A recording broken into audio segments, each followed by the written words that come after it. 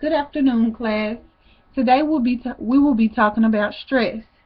We will talk about the facts about stress and ways to recognize and cope with it.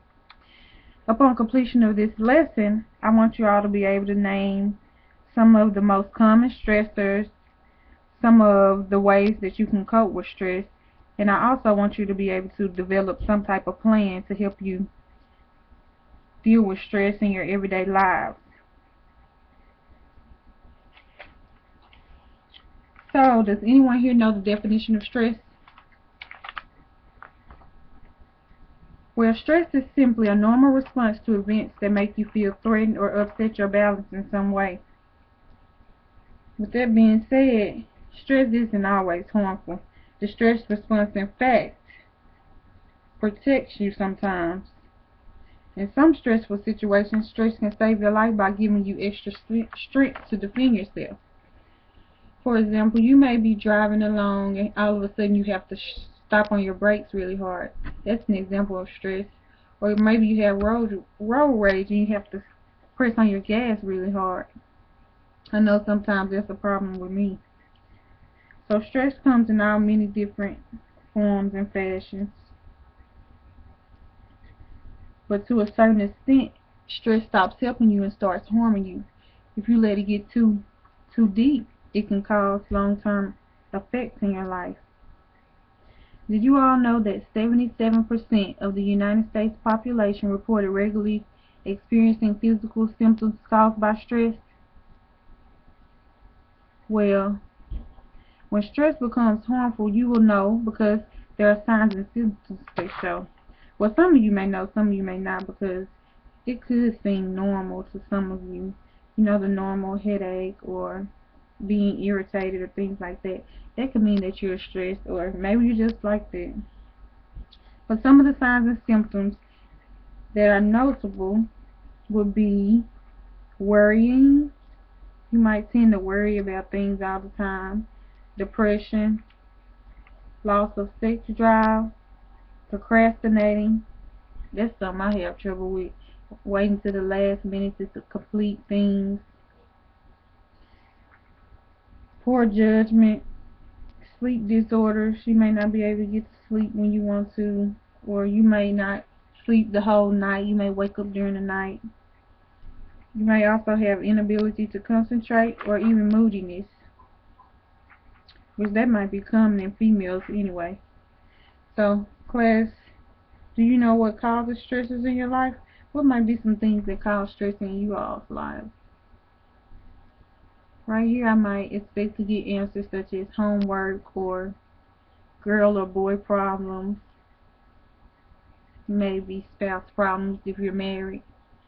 There could be financial problems or problems with transitioning from moving from home with your parents out into your own lives when you start college.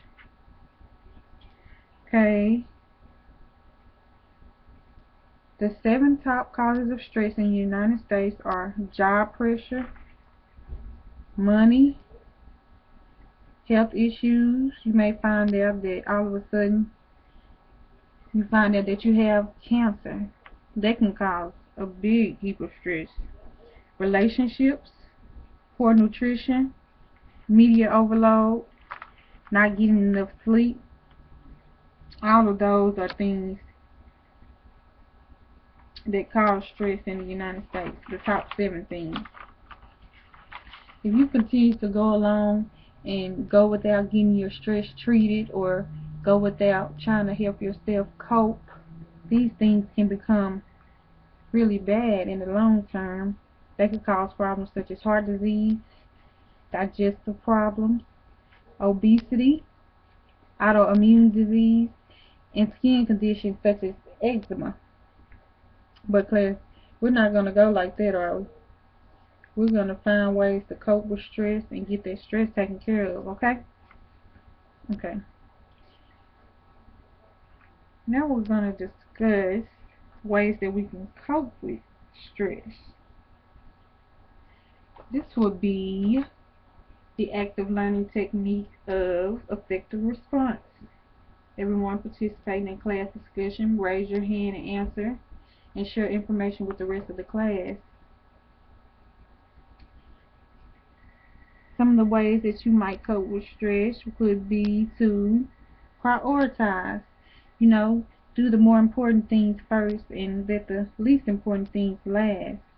Exercise regularly, so that you won't, sometimes exercise relieves stress. Plan ahead. That's always good. Try to plan your day out. It doesn't always go as planned, but just as a start, try to plan your day out. Meditate. Take time out for yourself. Ladies, pamper yourself. Guys, do what you like to do. Just make sure you get some you time. That's always necessary. Talk about your problem with someone. It's not good to hold things in. You should find someone to talk things out with. Or be more relaxed. Don't always tense up during situations. When you feel like you're getting really tense or really stressed, just close your eyes and breathe and think about things before you do them. Everyone got all those? Okay, great. Now we're going to do a breathing exercise. That's one way that we could cope with stress. So what I want you to do is sit up straight and relax. Relax your neck and all your muscles. Now close your mouth and breathe in slowly through your nose for 2 counts. Now pucker your lips like you're going to kiss someone and blow out for 4 counts. Okay, you want to try this. Ready? In for 2.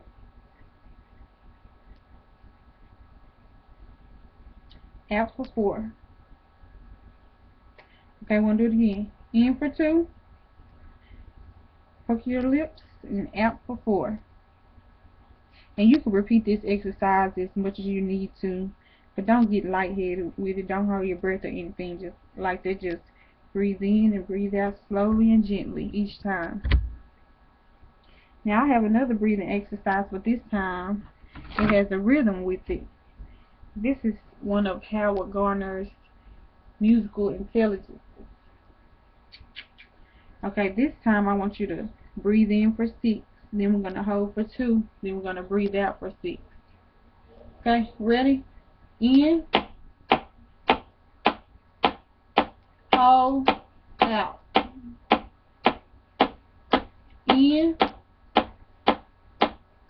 hold, out. Okay?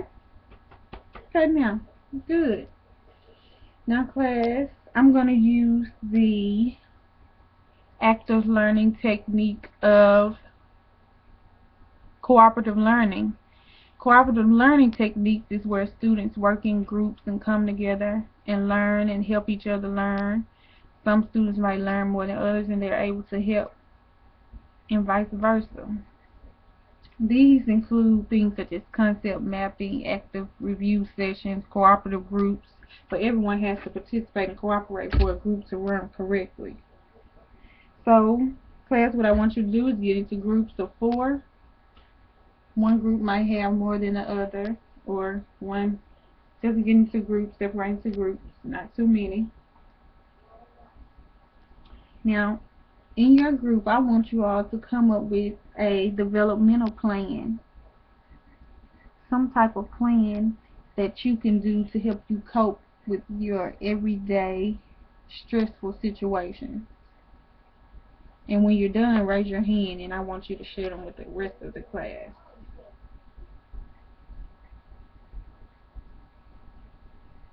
Okay, first group.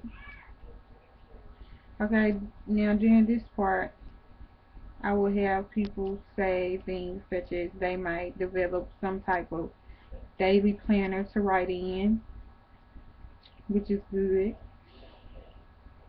Someone might pick a day out of the week and go to yoga class, which I think that is extremely good when trying to relieve stress. Exercise, period, takes your mind off of things and helps you to relax. I might hear that some people might just take a day off and not do anything, just rest, which is good to rest. You need rest. Well, class, I hope you all learned something, and I hope that you take this lesson and use it in your everyday lives to help keep your lives stress-free. Thank you.